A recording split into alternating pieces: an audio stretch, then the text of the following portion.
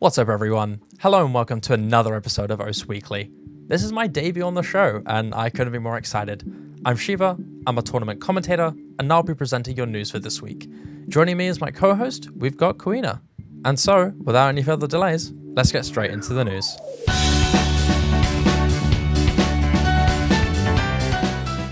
Starting with some rather unfortunate news this week, a Colibad has announced his indefinite break from OSU. And, per tradition, some beef has occurred on his Twitter page. This is due to the assumption from many that he is merely quitting due to the combo scaling removal change that will be coming up with the next PP update. However, for us, we're just glad to see that he knows what brings him fun and what doesn't. Hopefully in the future, we may see him come back and pop off once again.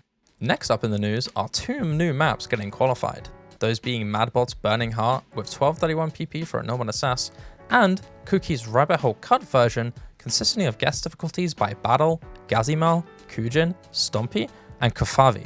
Getting back into some more unfortunate news, TUYU songwriter Pusu has been arrested for the attempted murder of a teenage girl. If you want to read more about the situation, there is a Reddit post translating the original article from Japanese to English. Please feel free to have a read if you're interested. To provide a little bit more context for the next news, about 3 months ago, Mouse had their status as a beatmap nominator revoked due to poor modding quality and lack of improvement since their previous modding quality warning. On the 31st of May, however, Mouse has returned as a beatmap nominator, and the community's response on Twitter and Reddit speaks for itself.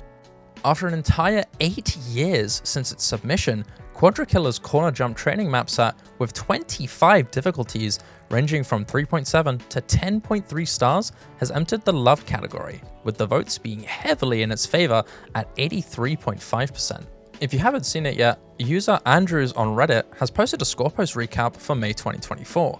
If you're interested in seeing what top players have been mentioned the most, check it out in the link in the description, and let's stay tuned to see the recap for June. The Followpoint has posted an interview with Eriha, Os Taiko's number 4 best drum basher. If you're interested in Eriha's story and insight, you can read it for yourselves on the Os news page.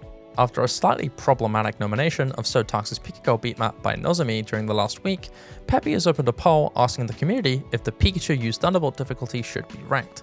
The poll ended on the 4th of June, with almost 83.5% having voted yes, and 16.5% disagreeing with the decision. The nomination assessment team has announced a rework addressing nominations for hybrid beatmaps. To explain it briefly, the main game mode is decided by which game mode in a beatmap set has the most difficulties. In case the quantity stays the same, it depends on the game mode the beatmap set's host has the most difficulties from. Feel free to read the proposal yourself on the OS forums at the link in the description. The Followpoint needs the OS community's help in deciding which interview out of the two should be released first. The current choice is between Whitecat and Flaro. We would like to ask you to help them out by voting on their poll on Twitter.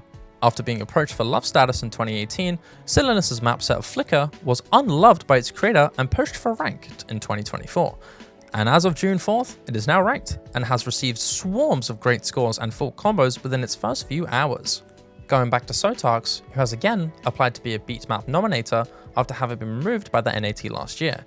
Looking forward to hearing more about it. Hello, I'm Kuina and I will be your co-host this week. Heading to the play, we have Malejeski first FCs on Internet Yamero with Hidden. This is a very hard map and gaining him a 629 PP play. やめろって呼ばれてもうお前らと会えないと思った瞬間胸が苦しくてリアルが壊れてもここがいいって思ったの初めてフォローされた日のこと覚えてるこんな私を見て承認してくれたぬくもりティもう細かいことはどうでもいいねせーの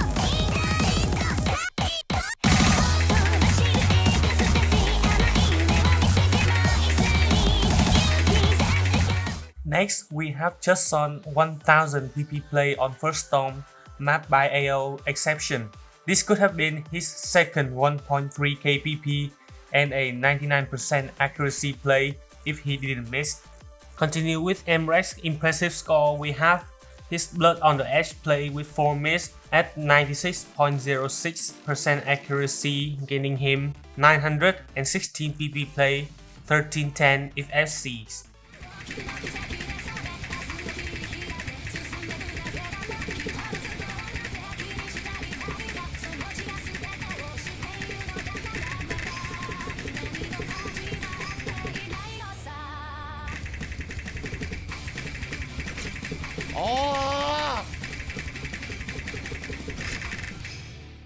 We also have a DTFC from mrekk on Possession. This map is so bonkily stupid with CS5 double taps, and now mrekk slapping on DT make it clock at 278 BPM.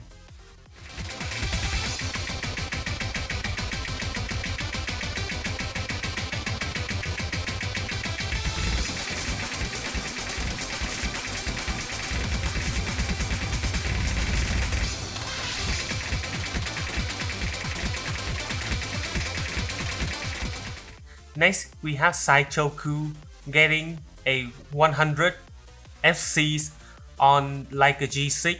This is the first 4 mod FC, and I can't even see the note to do any comment on this, so just watch it for yourself.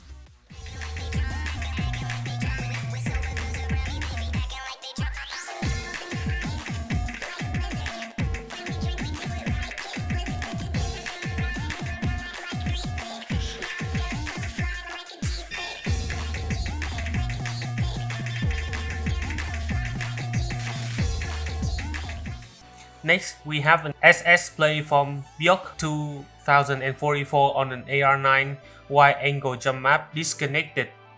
Watching this replay will make you question about his consistency on this jump because it is just so clean.